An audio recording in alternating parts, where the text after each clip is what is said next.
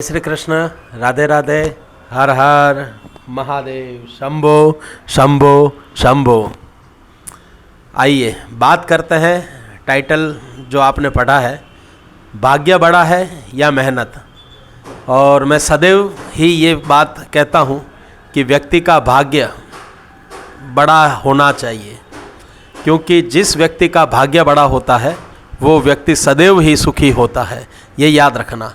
आप एग्ज़ाम्पल के तौर पर देखोगे तो किसी भी बड़े बड़े सेलिब्रिटी जो हैं या बड़े बड़े जो भी समाज में जो नामचीन हस्तियां हैं, उनके बच्चों को किसी भी प्रकार की सुख सुविधा हासिल करने के लिए इतना संघर्ष नहीं करना पड़ता है जितना एक आम आदमी को या आदमी के बच्चे को या परिवार को संघर्ष करना होता है। तो ये चीज़ आप नोट कीजिएगा।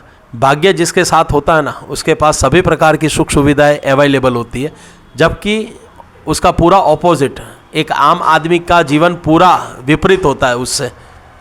अच्छा, उदाहरण के तौर पे मैं आपको सबसे बेहतरीन उदाहरण देता हूँ।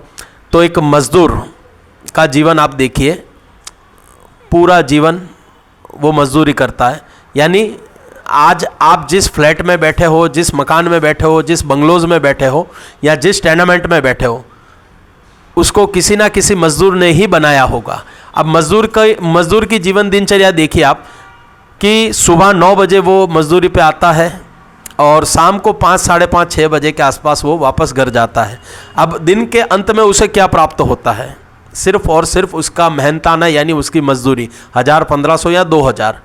जबकि उसे ऑर्डर करने वाला जो उसका उपराधिकारी यानी कि बिल्डर या कॉन्ट्रैक्टर, वो अपने ग्राहक से कितना अमाउंट लेता है?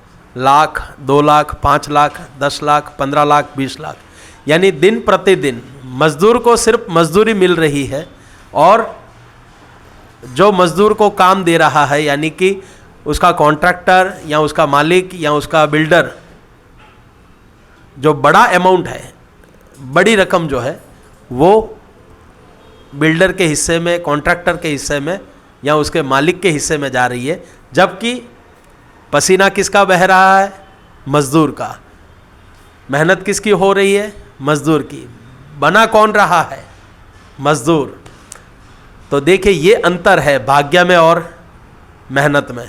मेहनत चाहे आप पूरी जिंदगी करो, लेकिन आखिर में, अंत में, आपने यदि मेहनत के साथ में अपने भाग्य को सपोर्ट में नहीं लिया तो सर, जहाँ से शुरू किया था वहीं पर आकर खड़े रह जाओगे। इसीलिए कहता हूँ, भाग्यशाली शब्द जो है हम हर किसी के लिए यूज़ नहीं करते हैं। भाग्यशाली शब्द कुछ ही चुनिंदा व्यक्तियों को और कुछ ही चुनिंदा हस्तियों के लिए होता है। हम किसी सुखी संपन्न व्यक्ति को देखते हैं तो हमारे मुंह से एकदम से आवाज़ निकल जाती है कि भगवान कितना भाग्यशाली व्यक्ति है, कितनी अच्छी जोड़ी है, कितना अच्छा भगवान इसको घर दिया है, कार दिया है, बैंक बैलेंस दिया है, आज सभी प्रकार की सुख सुविधाएं इसके पास है। वास्तव में ये भाग्यशाली है। यानी भाग्यशाली उसे ही बोलते हैं जिसका भाग्य पावरफुल होता है। ठीक है ना? हर किसी को हम भाग्यशाली नहीं कहते हैं। ये होता है भाग्य। और भाग्य को पावर में लाने के लिए शास्त्रों में ये बताया गया है कि आप अपने 5 उंगलियों से जो भी दया, दान, धर्म, ध्यान, जो कुछ भी करते हो, यानी एक व्यक्ति दूसरे जीव के लिए जो कुछ भी अच्छा कर सकता है, तो कहीं ना कहीं किसी का आशीष, किसी की दुआ आपको लगती है कि भगवान तुझे खूब तरक्की दे, भगवान तेरे खूब प्रगति करे। यानी ये सब भाग्य को पावरफुल बनाने के माध्यम है। यानी भाग्य तभी पावरफुल होगा जब आप, एक इंसान दूसरे इंसान को समझ पाएगा। कहीं ना कहीं कहते हैं ना कि इस जन्म में किए हुए अच्छे कर्म अगले जन्म में भी आपको वापस रिप्लेस मिलेंगे, क्योंकि प्रकृति का एक नियम है, वो कभी भी किसी का ऋण अपने ऊपर नहीं रखती है। आपको देना दे, आपके बच्चे को भी देगा, क्योंकि कहते हैं ना, जैसे ऐसा नहीं है कि विरासत में सिर्फ प्रॉपर्टी ही मिलती है, विरासत में माँ बाप के कर्म और उसके माँ बाप के किए हुए प्रत्येक पुण्य कर्मों का फल भी बच्चों को मिलता है। और उसी के प्रताप से कहते हैं कि हमारे बुजुर्गों ने बहुत गरीबी देखी थी, लेकिन अब हमारी पुश्तें सुखी संपन्न है। तो इसकी वजह एक ही है कि उन्होंने गरीबी में होने के बावजूद भी अच्छे कर्म किए थे, और उसकी बदौलत आज उसकी दूसरी तीसरी पीढ़ी करोड़ों में खेल रही है, यहाँ सुखी संपन्न संसार में जी रही है। उसी को बोलते हैं भाग्य। एक बहुत सुंदर बात आपको बता देता हूँ कि एक राजा था, विरासत में उसे बहुत बड़ा साम्राज्य मिला था उसके बाप दादा के हाथों से। अब राजगद्दी पर बैठने के बाद में वो इतना कंफ्यूज था कि मैं कैसे इतना बड़ा राज दरबार चलाऊंगा, मुझ में तो इतनी बुद्धि है ही नहीं कि मैं प्रजा का कोई भी सवाल का जवाब या उसका हल निकाल पाऊँ। तो उसने बीच का रास्ता निकाला, एक बहुत बुद्धिमान मंत्री को अपने हाथ के नीचे रखा, और उस मंत्री को वो जब भी कोई राज दरबार में कोई समस्या लेकर आता था तो उसे राजा ये कहकर वापस दूसरे दिन बुलाता था कि तुम्हारी जो ये समस्या है उसका हल कल मैं दूंगा। अब जैसे ही वो फरियादी अपनी समस्या राजा को सुनाकर अपने घर जाता था तो राजा तुरंत ही उस मंत्री के पास जाकर मंत्री को पूछता था कि आज इसने ये प्रश्न रखा है तो इसका सवाल में इसका हल कैसे निकालूं। तो मंत्री पर्दे के पीछे राजा को उसका हल बताता था कि आप राजन, आप कल जब ये फरियादी आए आपके दरबार में तो आप उसे इस तरीके से ये सवाल का उत्तर दीजिए और इसका हल ये बता दीजिएगा, आपकी सदैव ही जय जयकार हो जाएगी।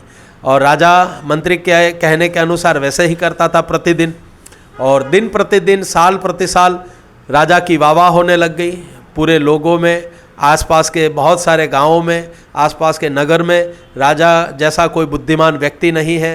इतनी बड़ी बड़ी व्याख्या लोग आसपास के गांवों तक ये बात फैलने लग गई। अब हुआ एक दिन ऐसा कि राजा पूरी जिंदगी अपना साम्राज्य उसने राज किया और आनंदपूर्वक किया। किसकी बदौलत? उस मंत्री की बदौलत। राजा की वाह किसके बदौलत हो रही थी? उस मंत्री की बदौलत से। अब राजा ने आखिर में एक दिन राजा जब बीमार हुआ तो राजा ने एक दिन पूछा मंत्री को बुलाकर कि मंत्री, तुमने पूरी ज़िंदगी मेरी सेवा की, पूरी ज़िंदगी लोगों ने मेरी वाह जो की उसके असली हकदार तो तुम हो। यदि तुम नहीं होते तो आज ये प्रजा मुझे राजा के पद पर स्वीकार नहीं करती। तो मंत्री, एक सवाल मेरे मन में इस अवस्था में आया है, वो मैं तुम्हें पूछता हूँ। आज तक तुमने सभी फरियादों का हल निकाला है, आज मेरे इस फरियाद का एक प्रश्न का उत्तर तुम मुझे बताओ। तुम पूरी जिंदगी मेरी सेवा कर रहे हो, मैं तुम्हें उचित तनख्वाह देता हूँ, तुम मेरी सेवा करते हो, किंतु मेरे मन में एक ये संशय है कि आज तक मैं बुद्धि में तुमसे बिल्कुल ही पीछे हूँ। मैं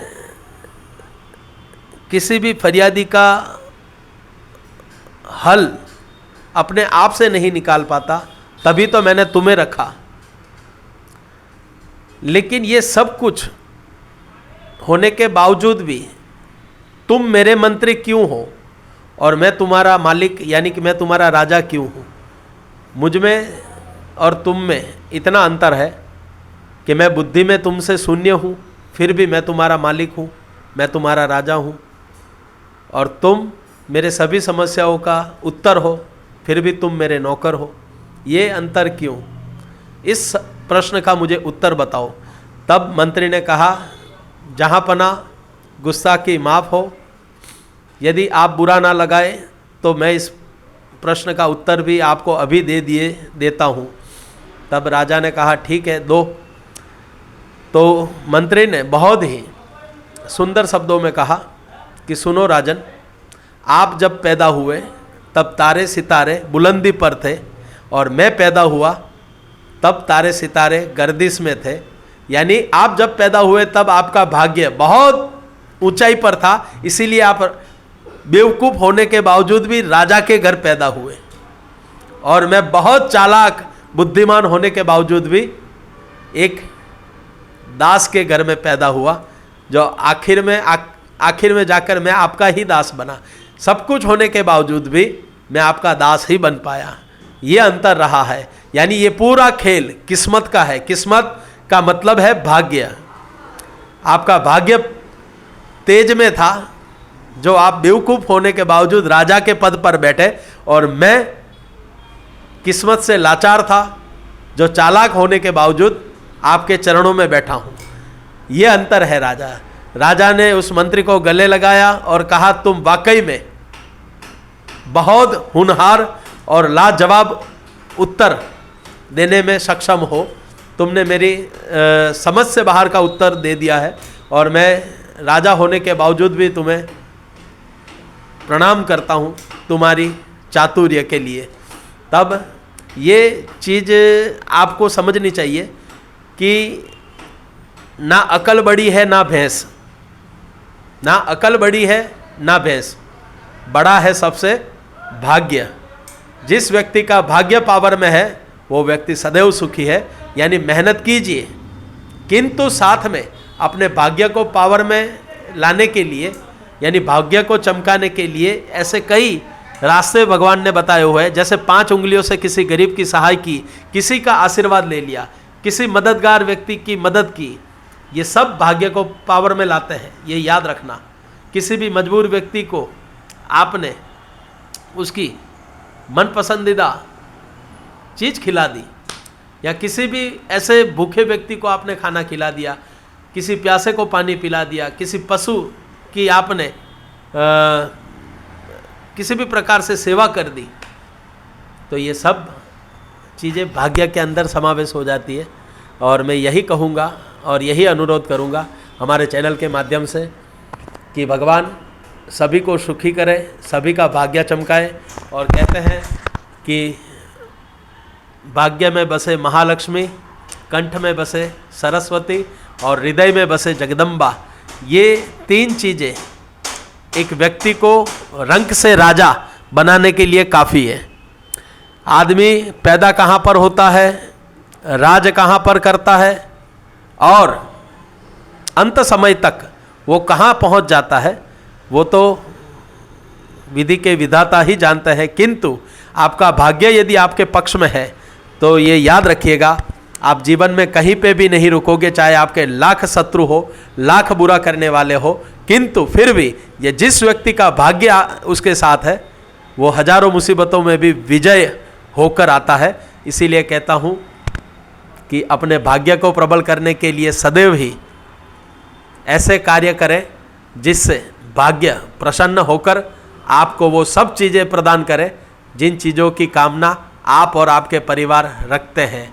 जय श्री भाग्य लक्ष्मी। ओम